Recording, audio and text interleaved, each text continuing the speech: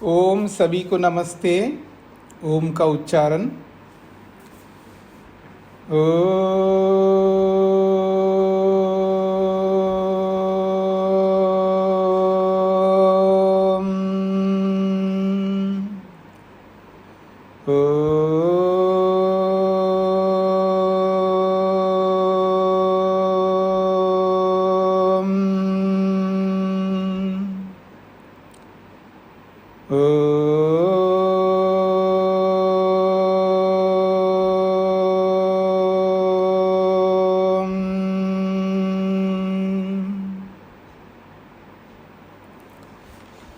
न्याय दर्शन की 266वीं कक्षा है। 5वें अध्याय के प्रथम आहनिक के दूसरे सूत्र को लेकर के हम विचार कर रहे हैं। प्रसंग है जाति, जो साधर्म्य और वैधर्म्य के माध्यम से खंडन किया जाता है। कल के प्रसंग में हमने साधर्म से किस तरह खंडन करता है प्रतिवादी, इस प्रक्रिया को समझने का प्रयास किया है। वादी अपने पक्ष की स्थापना साधर्म को लेकर के करता है और प्रतिवादी उसका खंडन साधर्म को लेकर के ही करता है। तो दोनों ही अपने अपने पक्ष की स्थापना साधर्म के आधार पर रख रहे हैं। अब वादी ने सद हेतु दिया है, असद हेतु दिया है, ये अलग बात है।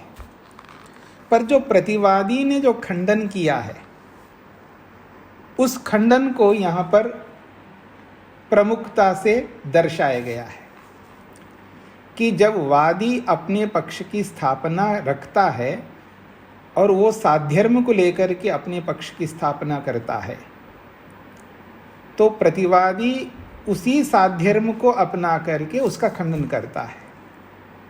और जब ये खंडन करता है तो दोनों पक्षों को ध्यान में रख करके देखेंगे तो वहाँ पर यदि प्रतिवादी जो हेतु रखता है और वो हेतु उस पक्ष को सिद्ध करने वाला नहीं होता,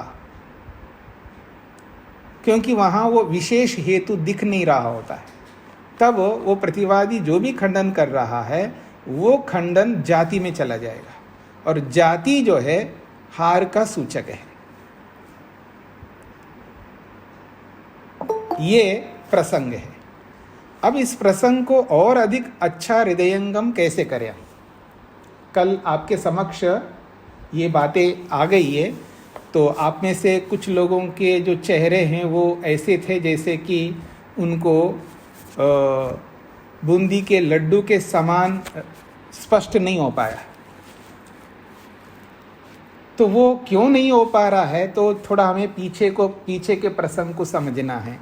तो पीछे के जाति को समझने के लिए हमें पंचावयव वाक्य को भी समझना है, क्योंकि ये वाद कहाँ होता है और उस वाद में ये जो बातें हो रही है, ये बातें किस प्रसंग में होती हैं, ये पूरा प्रसंग को ध्यान में रखेंगे तो बात समझ में आएगी, आसान हो जाएगा।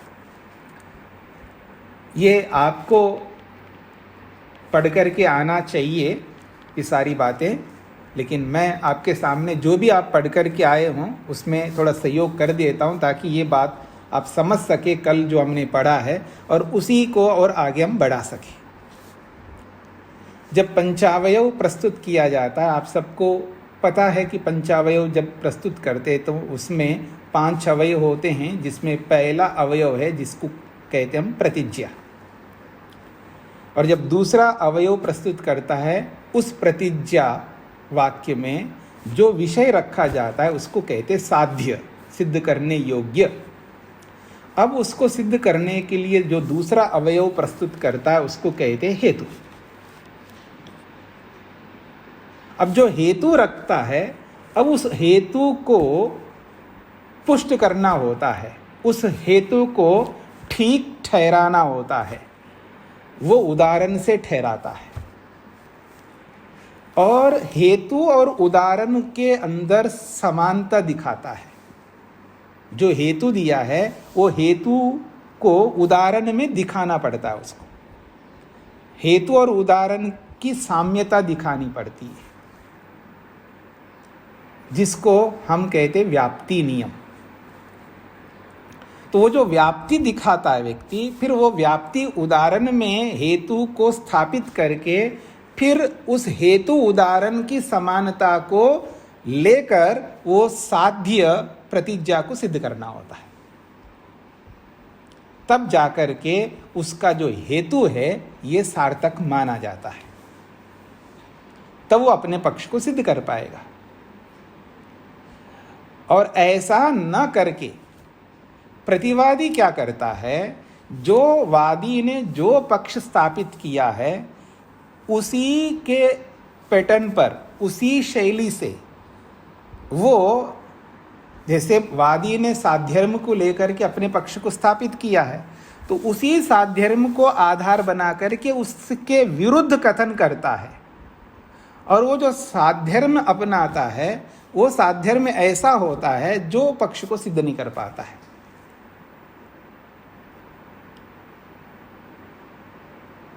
और फिर क्या होता है, आप अपनी बात रखे हैं, मैं अपनी बात रखा हूँ, ना आप अपनी बात को सिद्ध कर पाए ना मैं अपनी बात को सिद्ध कर पाया।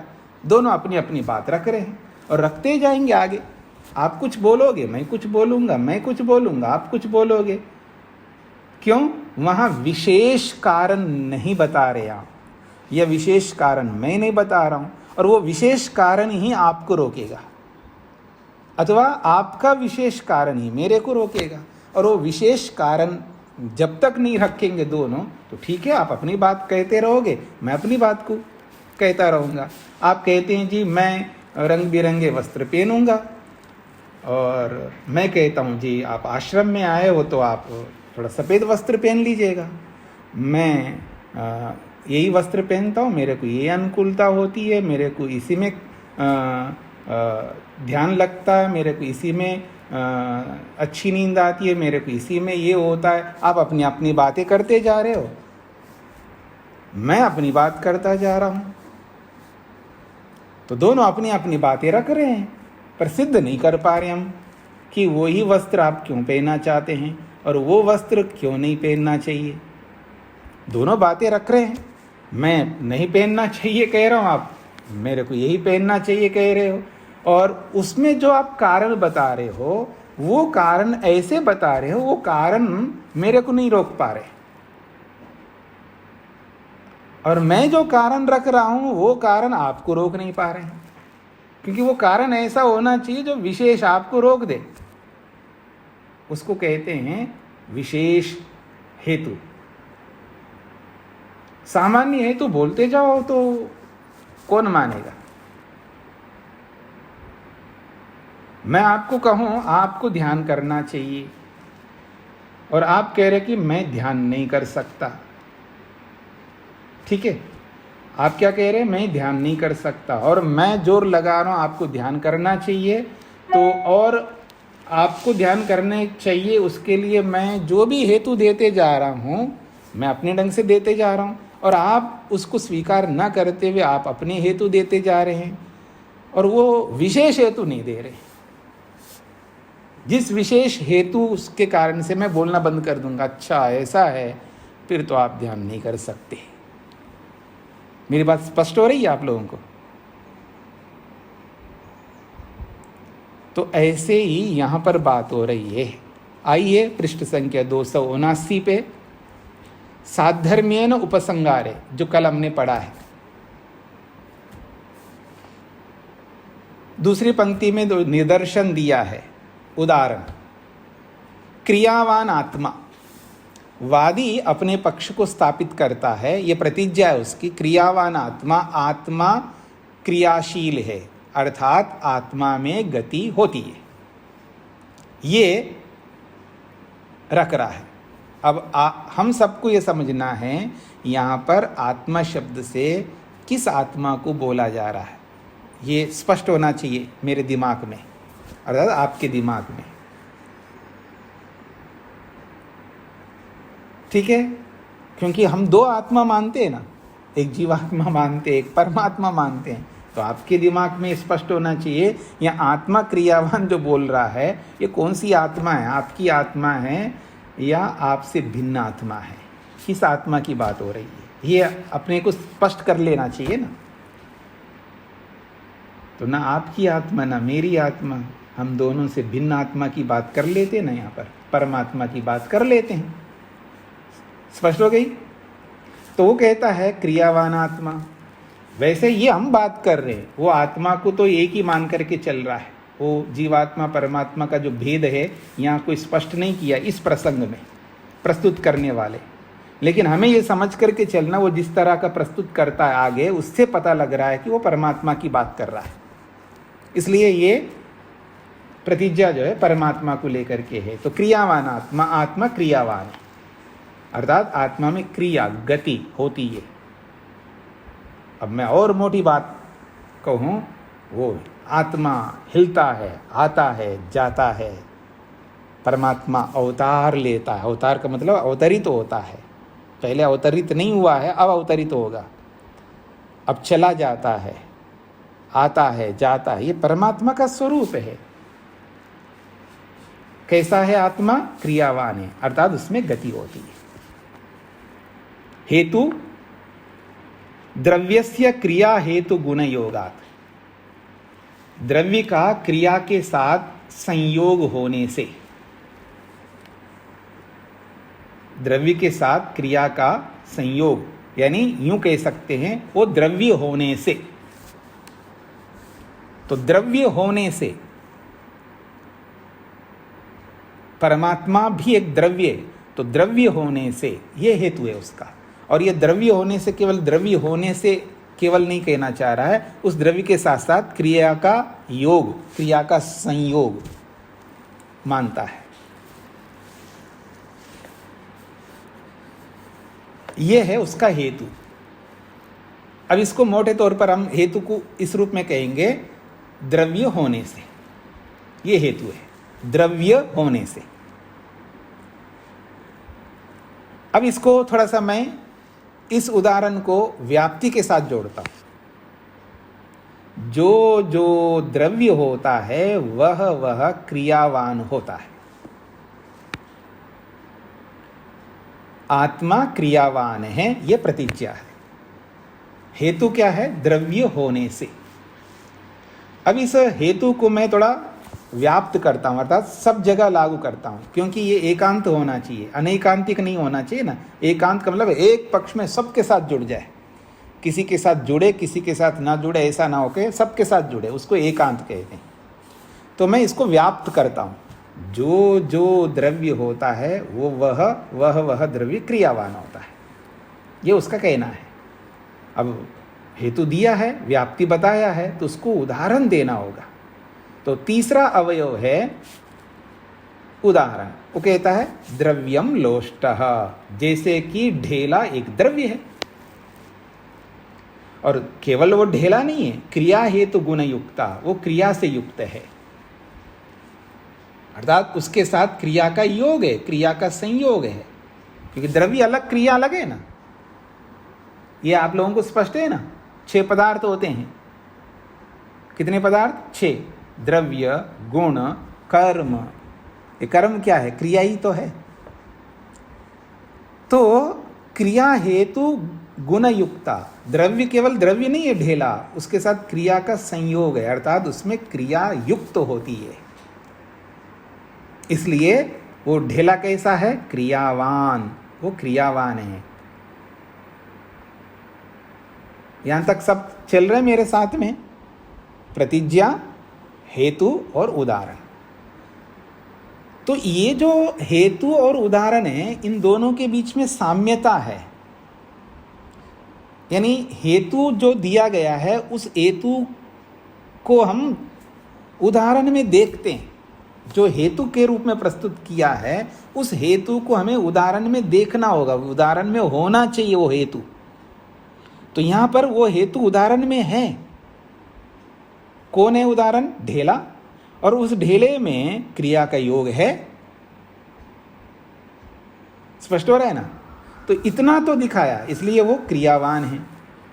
जैसे ढेला क्रिया के साथ युक्त होने से क्रियावान है, तथा च आत्मा, यह उपनय, वैसा ही ये आत्मा है। जैसा ढेला, ढीले में क्रिया का योग है, तो आत्मा में भी क्रिया का योग होना चाहिए। क्यों? हेतु क्या है? द्रव्य होने से। हेतु को साथ में जोड़ना है, द्रव्य होने से। ये उपनय हो गया है। और उपनय के बाद अंत में तस्मात् बोलते ही समझ लेना ये निगमन है, ठप्पा लगा रहे, अंतिम स्थिति में ला रहा है। तस्मात्, यस्मात् क्रियावान लोष्टः तस्मात्, इसीलिए ये आत्मा क्रियावान है। ये वादी ने अपने पक्ष की स्थापना की। एवं उपसंहृते, ऐसा वादी के द्वारा अपने पक्ष को स्थापित कर लेने पर,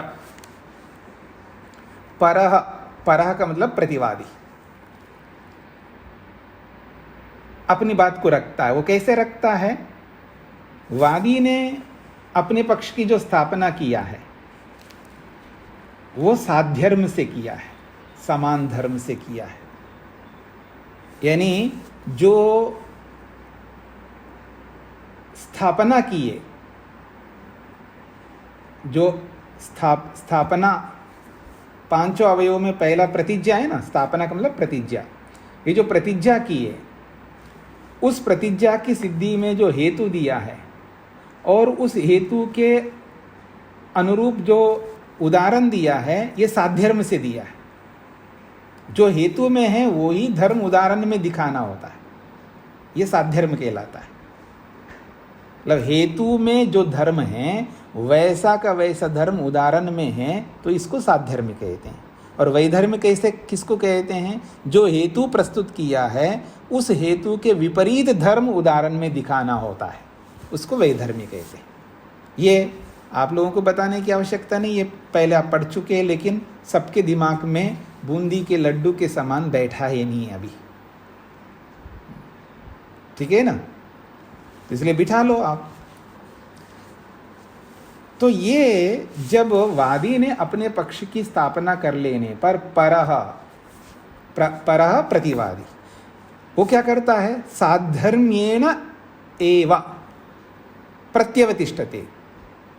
वादी ने साध्यर्म से अपने पक्ष की स्थापना की है, इसलिए साध्यर्म्येन एव, वो भी साध्यर्म से ही क्यों कहा जा रहा है? क्योंकि आपने भी वैसे किया तो मैं भी वैसे ही करूंगा। तो साध्यर्म्येन एव, साध्यर्म से ही वो प्रत्यवतिष्ठते, खंडन करता है। किसका? वादी का। उसकी प्रतिज्ञा है क्रियावान आत्मा, और खंडन तभी कर सकता है ना उससे विरुद्ध धर्म आत्मा में माने वो, तो इसलिए वो कहता है निष्क्रिय आत्मा। वो आत्मा को क्रियावान नहीं मान रहा है, उसके विरुद्ध मान रहा है, तभी तो खंडन करेगा ना। खंडन तो तभी हो सकता है अगर विरुद्ध बात हम मानते हैं सामने वाले से, तभी तो हम खंडन करेंगे। अगर दोनों एक जैसा मानते हैं तो फिर खंडन क्यों करेंगे? दोनों बैठ करके दूध पिएंगे, लस्सी पिएंगे, जूस पिएंगे। मैं तो यही कह सकता हूँ जी, और आप क्या कह सकते हैं वो आप जानते हैं। तो यहाँ कहा जा रहा है कि साध्यर्म से ही वो खंडन करता है। प्रतिज्ञा निष्क्रिय आत्मा, आत्मा निष्क्रिय है। अब आत्मा निष्क्रिय है तो हेतु तो देना ही है। तो दूसरा अवयव है उसका द्रव्य के निष्क्रिय होने से। पर वो कैसा द्रव्य? विभू द्रव्य के निष्क्रिय होने से। विभू द्रव्य के निष्क्रिय होने से। विभू द्रव्य जो है निष्क्रिय होता है, ये उसका मानना है। तो विभू द्रव्य के निष्क्रिय होने से उसका हेतु है।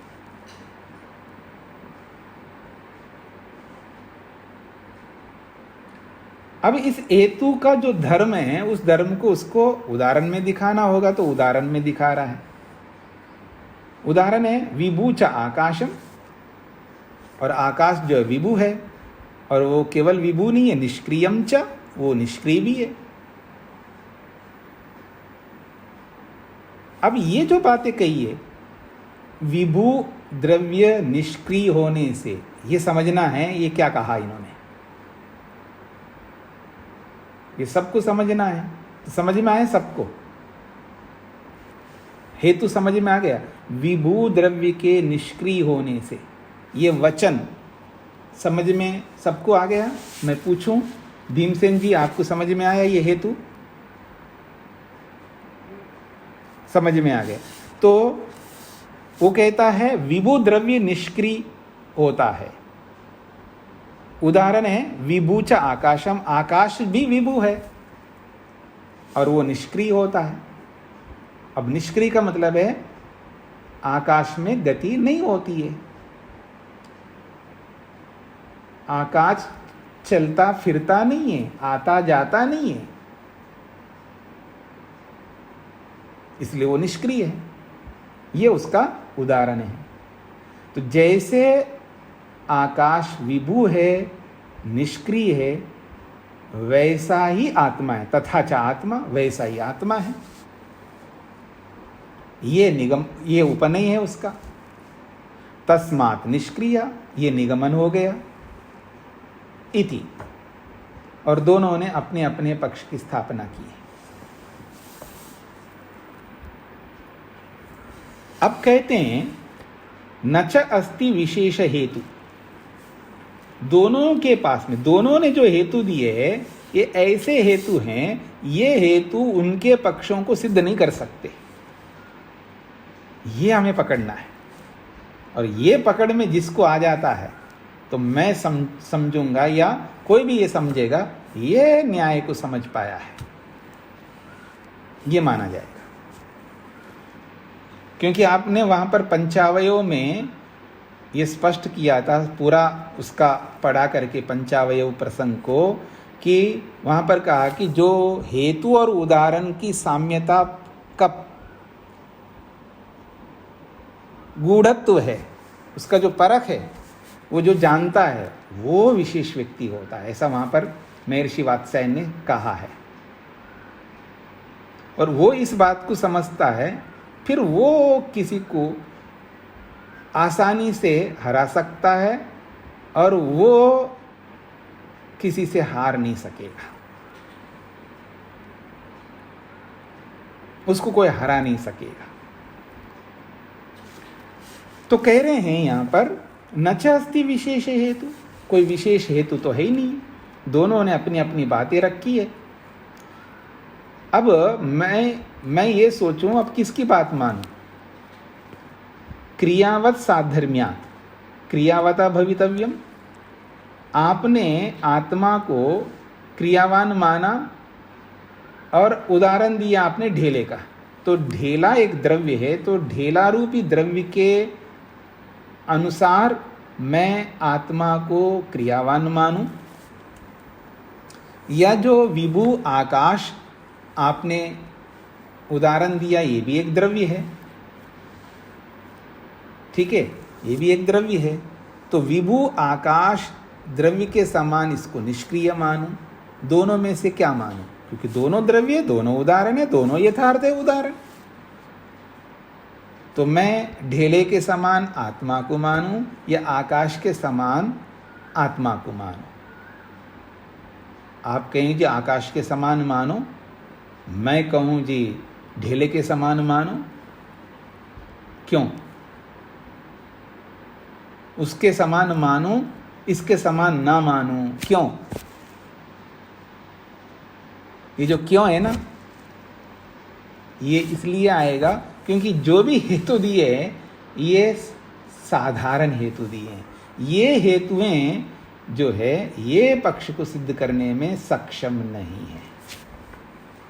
ऐसे हेतु रखेंगे ना, कभी भी हम अपनी बातों को सिद्ध नहीं कर पाएंगे।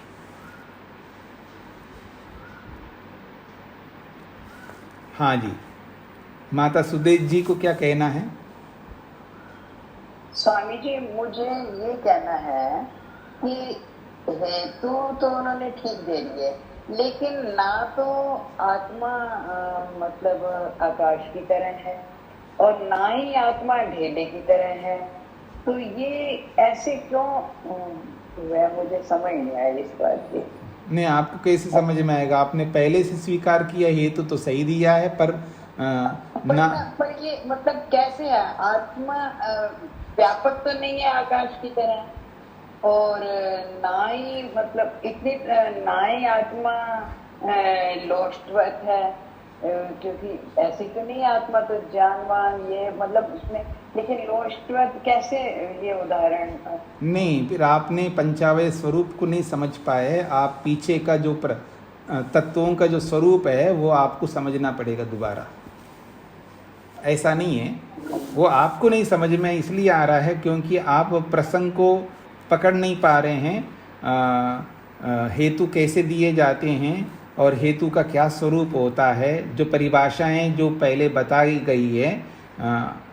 जितने भी पदार्थ बताए यहाँ पर 16 पदार्थ, और 16 पदार्थों में जो अवयव है ना, पंचावयव भी एक पदार्थ है ना, और उस पंचावयों के अंतर्गत जो जो आते हैं उनकी जो परिभाषाएं हैं, ये सब जब तक दिमाग में नहीं आएंगी तब तक ये बातें कैसे समझ में आएंगी माता जी? ये बातें कैसे समझ में आएंगी? आपको हेतु की परिभाषा और द्रव्य की परिभाषा, आपको क्रिया की परिभाषा यानी कर्म की परिभाषा, ये सब बातें समझना ही होंगे ना। तो ये जब तक वो सारी परिभाषाओं से युक्त होकर के उन सब बातों को दिमाग में नहीं बिठाएंगे तो आपको क्या, किसी को नहीं समझ में आएंगी ये सारी बातें। कॉन्सेप्ट अगर मेरे दिमाग में नहीं है कि करेला किसको कहते हैं और भरवा करेला क्या होता है और उसको कैसा बनाया जाता है, उसमें क्या क्या जो भी एक उदाहरण दे रहा हूँ मैं, वो कुछ नहीं पता है उसको। किसको?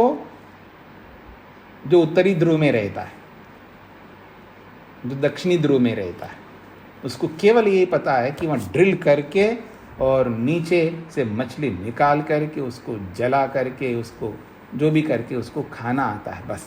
उसके अतिरिक्त और उसको कुछ नहीं आता है। तो उसको कैसे हम समझाएं? करेले की सब्जी क्या होती है, भरवा करेला क्या होता है, भरवा टिंडा क्या होता है, उसको मैं कैसे समझाऊंगा?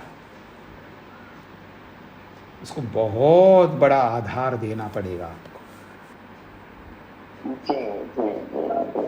और वो पूरा आधार ना समझ करके उसको भरवा करेला तो ऐसा होता है, इसमें ये पड़ता है वो पड़ता है, जो भी पड़ता है, माँ मेरे कुछ नहीं समझ में आ रहा है। ठीक है जी। तो पूरा आधार आपको दिमाग में बिठाना होगा, तब जाके ये बातें समझ में आएंगी।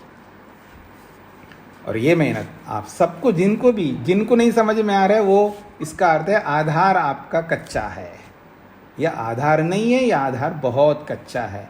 उस आधार को बहुत बढ़िया परिपक्व आपको करने की आवश्यकता है। नहीं तो फिर वापस आपको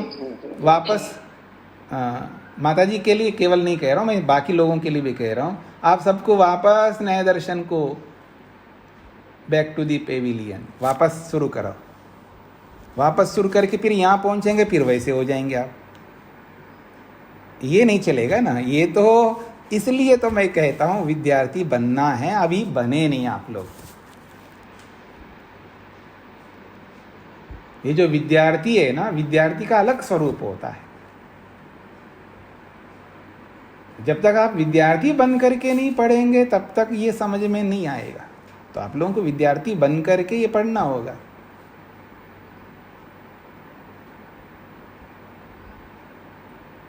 तभी शास्त्र का पढ़ना और उसको अपनाना और फिर उसका प्रयोग करना, और जब कोई बात ऐसी आती है तो उसको आसानी से समझना।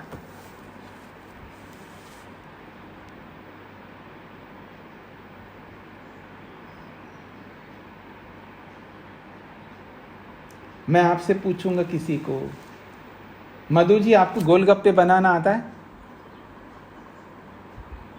नहीं आता है। अगर मैं आपको कैसे बनाना होता है वो अगर आपको सिखाएंगे तो सीख जाएंगी? सीख जाएंगी, क्योंकि पूरा आधार आपको पता है, सारा आधार पता है ना।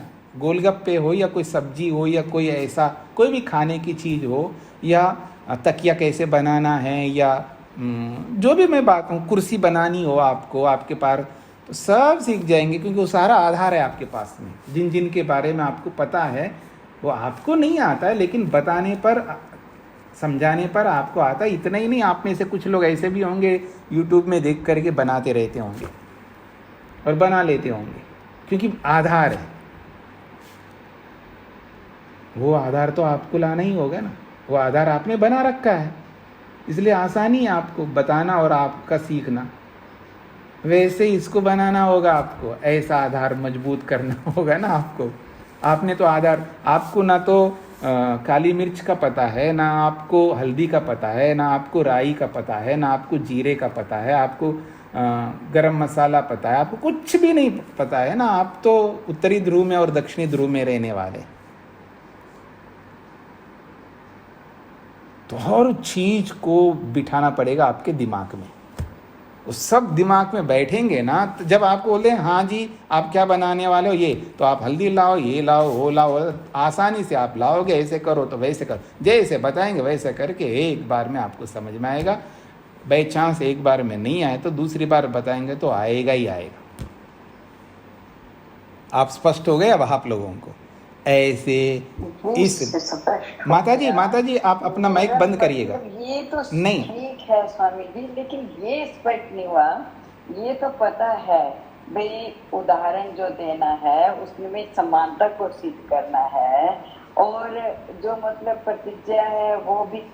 लेकिन जो भी हम प्रतिज्ञा वाक्य बोले तो वो एक्चुअली होने चाहिए। ये जैसे ये मतलब ये ठीक वाक्य तो नहीं है ना। मेरा मतलब सिर्फ यहाँ पे ये है कि आत्मा विभू तो नहीं है ना, आत्मा परिचिन्न है, आकाश विभू। जब हमने ये पढ़ा तो आत्मा विभू जब कहा तो इसी सिर्फ इसी शब्द पे मेरे को वो है। बाकी तो है भाई, इस बात की थोड़ा थोड़ा समझ है। जैसे पहले कराया था भाई, जैसे शब्द अनित्य है, और प्रतिज्ञा वाक्य में भी यही दिखाना भाई, कोई और चीज लेके भाई घड़ा भी अनित्य है।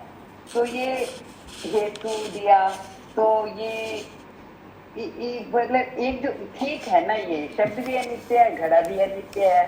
तो माता जी रुकिए, माता जी रुकिएगा, अभी आपको और बहुत मेहनत करना होगा। आपको ये स्पष्ट नहीं हो रहा है कि आत्मा की चर्चा हो रही है तो वो आत्मा जीवात्मा है, परमात्मा है। चाहे वह जीवात्मा मानो या परमात्मा मानो, वो अलग बात है, पर जो हेतु है वो अभी सटीक हेतु है या नहीं है, यही आपको स्पष्ट नहीं हो रहा है ना। आप तो मान रहे हो हेतु तो ठीक है। जब हेतु ठीक है तो वो पक्ष को क्यों सिद्ध नहीं कर रहा है?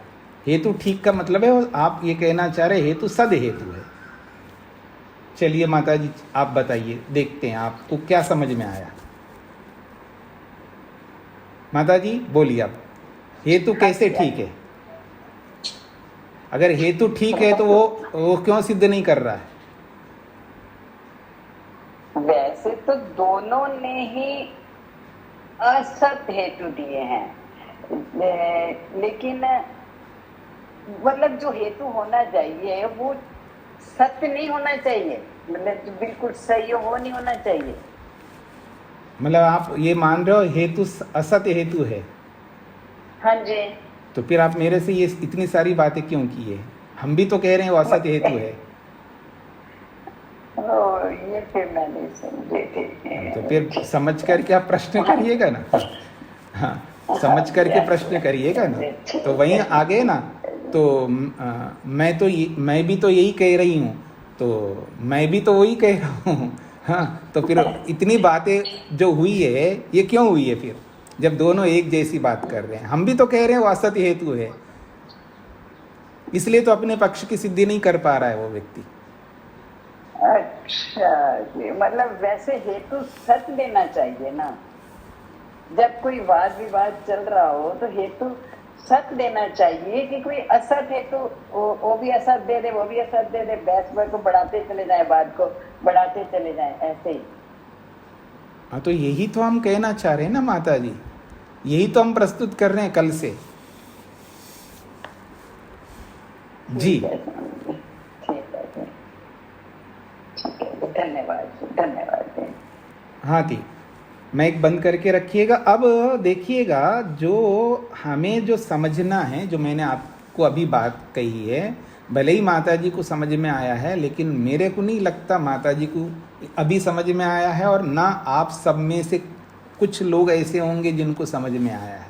मैं फिर वही बातें दोहराऊंगा, जैसा भी अभी मैंने सब्जी बनाने की प्रक्रिया, और उत्तरी ध्रुव दक्षिणी ध्रुव में रहने वाले को इन सब चीज़ों के बारे में पता नहीं है, वो स्थिति ही अभी नज़र आती है मेरे को। वो स्थिति को हटाना है अपने आप में से, और इन सब चीज़ों को दिमाग में बिठाना होगा। वो एक दिन में होता है या एक साल में होता है, या इसको 5 बार 10 बार पढ़ने पर होता है, पर ये बनाना होगा। तभी ये स्पष्ट पता लगे। कोई सामने वाला प्रतिज्ञा करके हेतु देता है, उदाहरण देता है, तुरंत हमें पता लगता है कि इसने जो हेतु दिया है ये बिल्कुल उचित हेतु नहीं दिया। अब ये गया, अब ये अपने पक्ष को सिद्ध नहीं कर सकता। उसके हेतु सुनते ही समझ में आता है व्यक्ति को, ये गया। ऐसी स्थिति को अपनाना है हमको। वो जब बनेगा बनेगा, कम से कम मेरे को इस पकड़ में तो आए कि ये हेतु किसे कहते हैं, उदाहरण किसे कहते हैं, दोनों की साम्यता कैसी करनी होती है, हाँ, प्रतिज्ञा किसे कहते हैं। ये जो पीछे जो भी आप पढ़ करके आए ना, सब पढ़ करके आए। यहाँ तो केवल अब प्रैक्टिकल करवा रहे हैं। अब प्रैक्टिकल में आप थ्योरी ला रहे हो, थ्योरी आपको समझ में आई नहीं है, थ्योरी आपके दिमाग में ही नहीं है। बिना थ्योरी के आप प्रैक्टिकल कैसे करोगे? अब जब आप प्रैक्टिकल करने लग जाओ तो थ्योरी तो दिमाग में होती है ना, और थ्योरी तो आपके दिमाग में है ही नहीं है, तो प्रैक्टिकल कैसे कर पाओगे? आप प्रैक्टिकल नहीं कर पाओगे। इसलिए आप थ्योरी को ले आओ, मेहनत करो। उसके बिना ये प्रैक्टिकल जो अभी जो इसके आगे पूरा अध्याय है वो सब प्रैक्टिकल ही है। आप सिर पकड़ के ये क्या बोल रहे हैं जी, पहली बात तो नामों से आपको एलर्जी होगी। ये क्या बोल रहे हैं, कुछ पल्ले नहीं पड़ रहा है, ये बोलोगे। फिर उसके बाद उसके द्वारा जो प्रस्तुत किया जा रहा है वो भी आपको समझ में नहीं आएगा। क्यों? क्योंकि ये सारा प्रैक्टिकल है, और ये प्रैक्टिकल उस थ्योरी के बेस पर है, और वो थ्योरी उपस्थित है तो ये प्रैक्टिकल सब समझ में आएगा। तो आइए, तो ये है कथा सारी। इस कथा को अब आपके हाथों में, मेरे हाथ में कुछ नहीं है, क्योंकि मेरे हाथ में जो था वो मैंने आपके सामने रख दिया है। यानी जो थ्योरी आपने अभी तक 4 अध्यायों में पढ़ा है वो उसको आपको उपस्थित करना होगा, और सारे को उपस्थित करना होगा। मैं ये नहीं कहना चाहता हूँ, यहाँ जो लागू हो रहा है उसको तो आपको उपस्थित करना होगा, क्योंकि पंचावयों की चर्चा हो रही है तो पंचावयों को आपके दिमाग में होना चाहिए। एक एक अवयव की परिभाषा आपको आनी चाहिए, और उसका मतलब समझ में आना चाहिए। तब जाकर के ये जो पक्ष स्थापित कर रहे हैं, तब उचित अनुचित का को बोध होगा, खंडन का बोध होगा, मंडन का बोध होगा, पक्ष सिद्ध हो रहा है या नहीं हो रहा है, ये सब समझ में आएगा। तो आपको पंचावयव भी देख के आना है, जातियों को भी देख के आना है। ये 2 विषय हमारे सामने।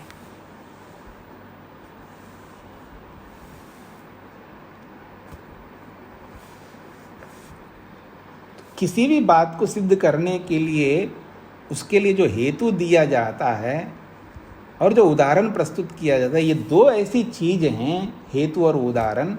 ये अगर सटीक है तो कोई दुनिया में ऐसा आदमी नहीं होगा जो आपको हरा सके। तो ये हेतु, ऐसा हेतु प्रस्तुत करना होगा जिसको आप कोई खंडित नहीं कर सके। ऐसा हेतु पकड़ के लाना होगा, चाहे आत्मा की सिद्धि में हो या परमात्मा की सिद्धि में हो, या चाहे घड़े की सिद्धि में हो, चाहे किसी और की सिद्धि में।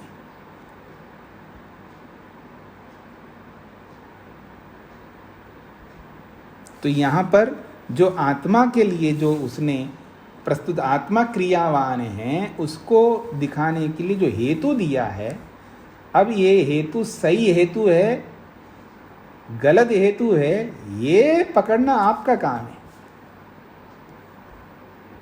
अगर आपको नहीं पकड़ में आ रहा है तो फिर आप इन बातों को समझ ही नहीं पाएंगे।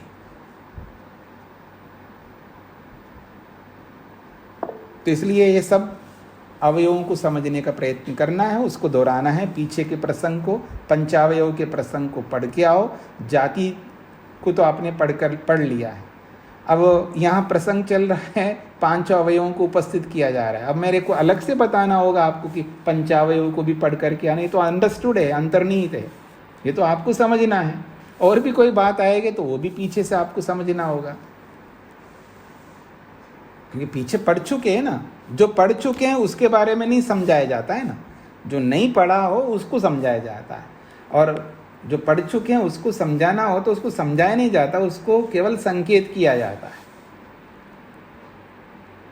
संकेत किया जाता है और उस संकेत को पकड़ करके अपनी स्मृति को उठाना होता है। और नहीं है तो फिर उन सारी कक्षाओं को खोल के उनको फिर वापस आपको सुनना होगा, पूरा समय लगाना होगा। इन सब बातों को समझने का प्रयत्न करिएगा। तो ये दोनों ने जो हेतु दिया है उसके लिए कह रहे हैं न च अस्ति विशेष हेतु, विशेष हेतु नहीं है। और विशेषकर यहाँ पर उसके लिए बोला जा रहा है जो खंडनवादी ने जो हेतु दिया है उसके बारे में बताया जा रहा है। न च अस्ति विशेष हेतु, यहाँ प्रतिवादी ने जो हेतु दिया उसमें हेतु तो दिया है लेकिन वो सामान्य हेतु है, और सामान्य हेतु कभी भी पक्ष को सिद्ध नहीं कर सकता, ये सबको पता है। और विशेष हेतु लाना होगा, उसने विशेष हेतु दिया नहीं। तो कहते हैं अब जब विशेष हेतु नहीं दिया है तो मैं दोनों में से किसकी बात मानूं? क्रिया वाले साध्यर्म ढेले को दिखा करके आत्मा को ढेले के समान क्रियावान कहना है, मतलब वो मानूं मैं बात को। क्यों ना मानूं मैं कि आकाश के समान वो निष्क्रिय है? निष्क्रिय ना मान के क्रियावान ही मानूं या क्रियावान ना मान के निष्क्रिय मानूं? मैं क्यों मानूं? उसके लिए आपको तो विशेष बात बतानी होगी बीच में। वो आपकी इस उपस्थिति में आपने जो अपने पंचावयव रखा है उसमें कोई वो वाली विशेष बात है ही नहीं है जो उस वाले की बात को ना मान के केवल आपकी बात मानो। वो विशेष हेतु नहीं आपके पास में। न च अस्ति विशेष हेतु क्रियावत साधर्म्यात्, जो क्रिया वाले जो ढेला है उसके समान ही मैं इस आत्मा को क्रिया वाला मानूं। न पुनः अक्रिया साधर्म्यात् निष्क्रियेण इति, क्यों ना मैं अक्रियावान आकाश के समान आत्मा को भी अक्रियावान मानूं। मतलब इसके अनुसार मानूं आकाश के समान आत्मा को, उसके समान मानने के लिए भी उसके पास में भी विशेष हेतु नहीं है। अथवा आपकी बात मानो ढेले के समान इसको क्रियावान, तो भी आपके पास भी विशेष हेतु नहीं है। दोनों के पास विशेष हेतु नहीं है। ये बात आपको स्पष्ट हो गई यहां तक जी? अपना हाथ खड़ा करिएगा सब लोग। स्पष्ट हो गई तो मैं आगे अगली बात को वैधर्म्य को स्थापित रखूं। ठीक है, अब साध्यर्म से बात नहीं बनी, अब वैधर्म्य से पक्ष की स्थापना करेंगे, फिर प्रतिवादी उसका खंडन करेंगे।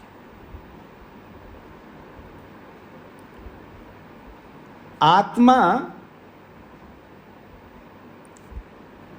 क्रियावान है, यह प्रतिज्ञा है। प्रतिज्ञा तो वही रहेगी, प्रतिज्ञा में कोई बदलाव नहीं होगा। वैधर्म्य से खंडन करते हुए भी प्रतिज्ञा वैसा का वैसा ही रहेगी। आत्मा क्रियावान है, तो क्रियावान आत्मा यह प्रतिज्ञा है।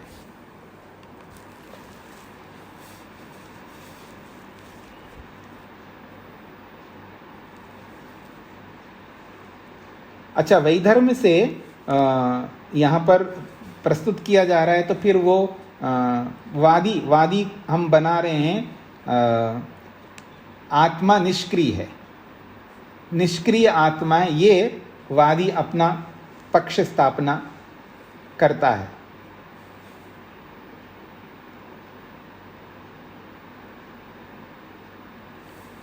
तो वैधर्म से यहाँ पर स्थापित करता है कि आत्मा निष्क्रिय है, आत्मा निष्क्रिय है, ये प्रतिज्ञा है। और हेतु है विभू द्रव्य के निष्क्रिय होने से, हेतु भी वैसा ही रहेगा, प्रतिज्ञा भी वैसा ही रहेगी, हेतु भी वैसा ही रहेगा, उदाहरण बदलेगा, उदाहरण बदलेगा।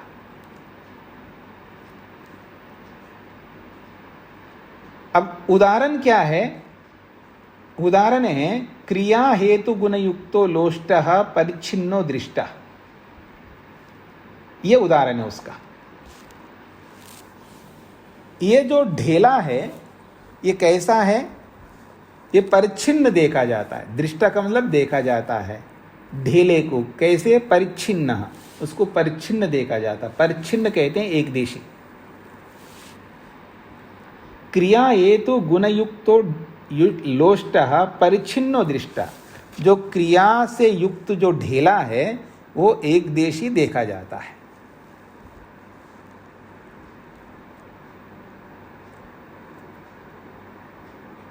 न च तथा आत्मा, आत्मा को ऐसा नहीं देखा जाता है। क्यों? आत्मा को सर्वव्यापी देखा जाता है। न च तथा आत्मा का मतलब आत्मा ढेले के समान परिच्छिन्न नहीं है, अर्थात एक देशी नहीं है।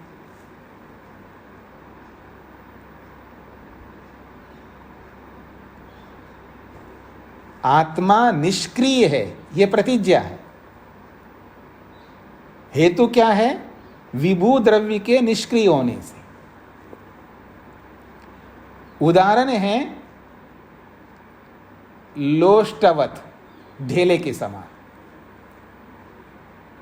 अब ये जो उदाहरण है ये वैधर्म से है। तो जैसे ढेला क्रियावान है, परिच्छिन्न है, ये उदाहरण है उसका, वैसा आत्मा नहीं है। ये वैधर्म दिखाना है उसको, उदाहरण दे करके वैधर्म दिखाना है। जैसा उदाहरण है वैसा आत्मा नहीं है। तो न च तथा आत्मा, वैसा आत्मा नहीं है। जब ढेले के समान आत्मा नहीं है तो तस्मात् न लोष्टवत क्रियावान आत्मा, ढेले के समान आत्मा क्रियावान नहीं है।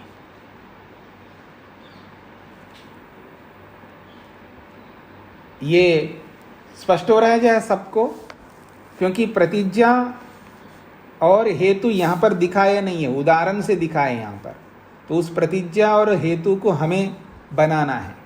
यहां पर डायरेक्ट जो है उदाहरण से स्टार्ट किया है, तो उदाहरण से पहले प्रतिज्ञा और हेतु को हम अपनी ओर से समझना है। प्रतिज्ञा क्या है? आत्मा निष्क्रिय है। प्रतिज्ञा क्या है? आत्मा निष्क्रिय है। हेतु है विभू द्रव्य के निष्क्रिय होने से, विभू द्रव्य के निष्क्रिय होने से, यह उसका हेतु है। उसके बाद में ये उदाहरण है। उदाहरण है लोष्टः, ढेला। और कैसा ढेला है वो? क्रिया के साथ युक्त है, यानी क्रिया वाला है। और उसके साथ में एक बात और जोड़ दी है उसने, परिच्छिन्न है, अर्थात एक देशी है। ये ढेले के विशेषण है। परिच्छिन्न ये विशेषण है और क्रिया हेतु गुणयुक्त ये भी विशेषण है। ये दो विशेषण हैं ढेले के। तो ढेला लोष्टः ये विशेष्य है और क्रिया हेतु गुणयुक्त परिच्छिन्न ये विशेषण है। दो विशेषणों से युक्त ढेला है। कैसा ढेला है जी? क्रिया से युक्त है, यानी क्रिया वाला है। कैसा ढेला है? एक देशी ढेला है। ये उदाहरण है उसका। तो जैसा उदाहरण है, तो उदाहरण में जो धर्म है उस धर्म से विपरीत धर्म हमें दिखाना है साध्य में। तो इसलिए उदाहरण जो है यहाँ पर वैधर्म्य से दिया है, इसको वैधर्म्य उदाहरण कहते हैं। तो इसलिए कहते हैं न च तथा आत्मा, आत्मा जो है ढेले के समान नहीं है, क्योंकि आत्मा तो न परिच्छिन्न है और न क्रियायुक्त है। तस्मात्, इसीलिए तो ये न च तथा आत्मा ये है उपनय। तस्मात् न लोष्टवत् क्रियावान आत्मा ये है निगमन।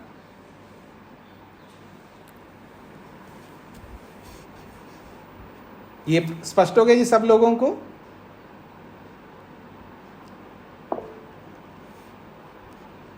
अब जब ये प्रस्तुत किया तो इसमें भी ये जो हेतु दिया है और ये जो उदाहरण दिया है, ये हेतु उदाहरण के बीच में भी ऐसा कोई विशेष बात नहीं है। दोनों ही गलत प्रस्तुतिकरण है। ये सब गलत प्रस्तुतिकरण है उसका। क्यों? न च अस्ति विशेष हेतु, इसमें कोई विशेष हेतु नहीं है। वो अपने पक्ष को सिद्ध ही नहीं कर सकता। ऐसा हेतु देकर के वो अपने पक्ष को सिद्ध नहीं कर सकता। इसलिए वो कह रहे हैं न च अस्ति विशेष हेतु। अब आप लोगों को समझना है कि उसने जो हेतु दिया वो विशेष हेतु क्यों नहीं है, ये आप लोगों को समझना है। मेरे को तो समझ में आ रहा है वो विशेष हेतु नहीं है। आप लोगों को समझना है कि वो क्यों विशेष हेतु नहीं है। ये मैं कैसे बता सकता हूँ? मैं पेपर आउट क्यों करूँगा? परीक्षा आपको देना है तो आपको लिखना है, आपको समझना है कि ये विशेष हेतु क्यों नहीं है और विशेष हेतु होता। यहाँ ये हेतु ना दे करके कौन सा हेतु दे ये जो विशेष हेतु बनेगा और वो पक्ष को सिद्ध कर पाएगा। पर जो हेतु दिया ये सामान्य हेतु दिया और सामान्य हेतु अपने पक्ष को सिद्ध नहीं करा सकता। तो ये आप लोगों को समझना है कि ये हेतु सामान्य कैसे है और विशेष क्यों नहीं है। ये आप लोगों को समझना है। ये कैसे समझ में आएगा? आप हेतु की परिभाषा आपको समझ में आ जाए तो समझ में आएगा। उदाहरण की परिभाषा समझ में आए तो आपको समझ में आएगा। और हेतु और उदाहरण की परिभाषाओं को कैसे मिला करके प्रतिज्ञा के साथ जोड़ना होता है ये आपको समझना होगा। ये सारी बातें मैं कैसे बता सकता हूँ यहाँ पर, क्योंकि पहले बता चुका हूँ।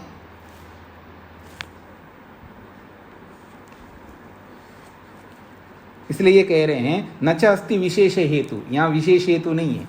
क्रियावत साधर्म्यात् क्रियावता भवितव्यम न पुनः क्रिया वैधर्म्यात् अक्रियेण इति। यहाँ विशेष हेतु नहीं है। क्रिया वाले ढेले के साध्यर्म से इसको आत्मा को मैं क्रियावान समझूं अथवा ढेले के वैधर्म्य से इसको बिना क्रिया वाला मानूं,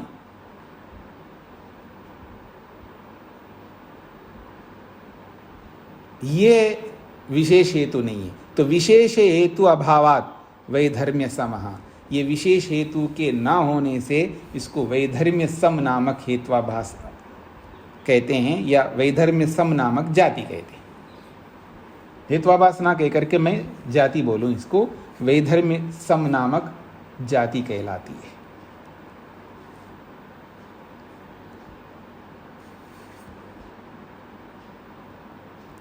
स्पष्ट हो रहा है? अब इसको स्पष्ट करने के लिए आपको पीछे जाना है जी थोड़ा सा।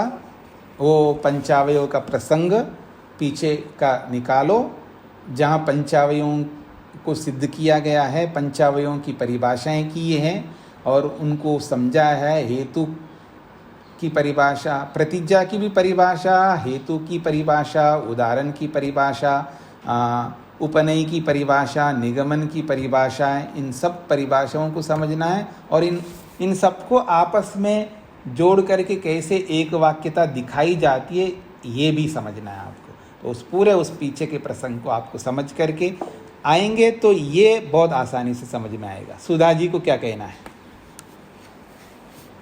ओम स्वामी जी, स्वामी जी जो हमने वैधर्म्य वाली जो प्रतिज्ञा रखी है ना, वो जी, तो वो क्या वादी की है?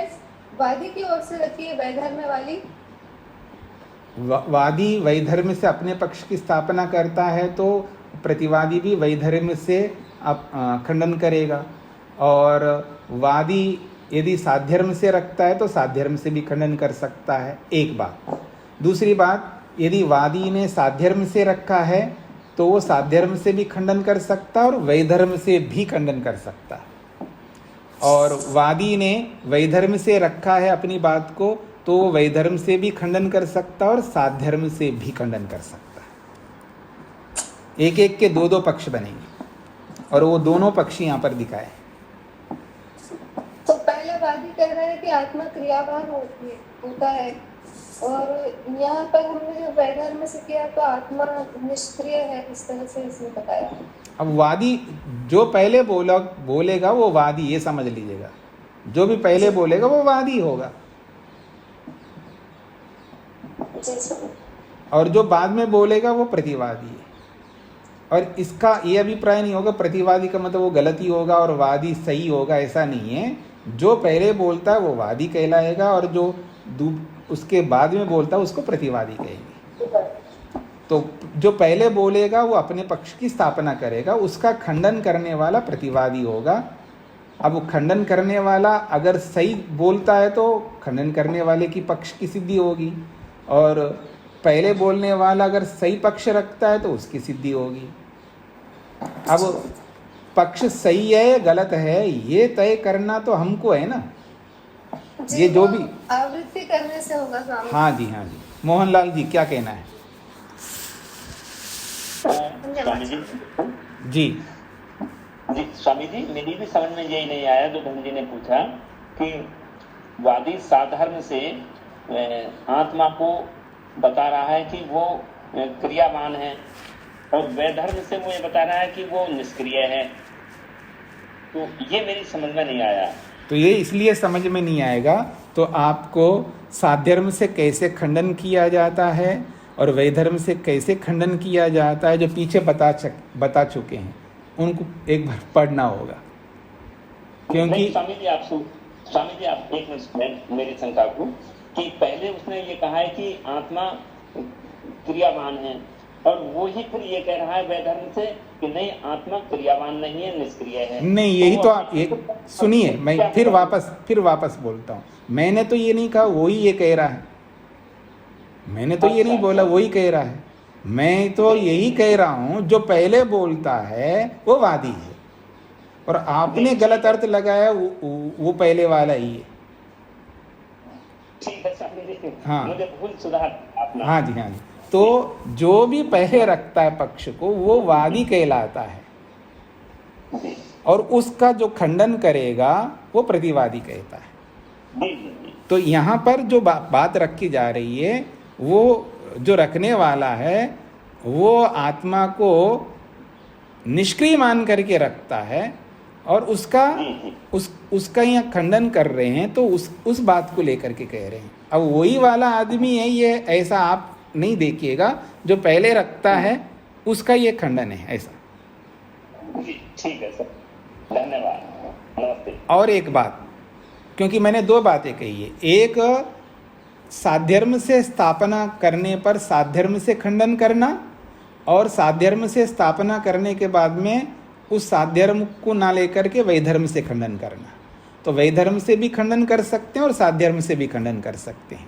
तो यहाँ पर ये वैधर्म सम से जो दिखाया है, अगर साध्यर्म से स्थापना करने पर हम वैधर्म से भी खंडन कर सकते, वो स्वरूप दिखाए यहाँ पर। जी। तो इन दोनों बातों को थोड़ा और अच्छी तरह खुल करके समझने का कल प्रयास करेंगे, क्योंकि ये आधार है, बेस है, इसी के आधार पर और जो जातियां हैं वो और आसानी से समझ में आएंगे। पहले एक बेस को आप अच्छी तरह समझने का प्रयत्न करेंगे, तो पीछे के पंचावयों के प्रसंग को अगले पृष्ठ निकालिएगा, 280 पृष्ठ निकालिए। तो यहाँ पर जो तीसरा सूत्र है, इस तीसरे सूत्र के अंत में कहा है कि ये बातें हमने पहले कह चुके हैं और वहाँ सब देख लेना। तो 1139वां यहाँ संख्या दी है ना, तो उसके आसपास में सारे सूत्र आपको मिलेंगे कि पंचावयव किसको कहते हैं, उनमें एक एक की परिभाषा है, और उनको कैसे एक वाक्य बना करके पूरा पक्ष को सिद्ध किया जाता है, उसमें विशेष हेतु कैसा होता है, सामान्य हेतु कैसा होता, वो सारी बातें आपको समझ करके आना है। तो ये यहाँ पर और अच्छी तरह समझ में आएगा। इस सूत्र को हम शुरू से फिर वापस समझने का प्रयत्न करेंगे तो और आपको आसान रहेगा। तो इसको यहीं पर विराम देते हैं। ओम शांति शांति शांति।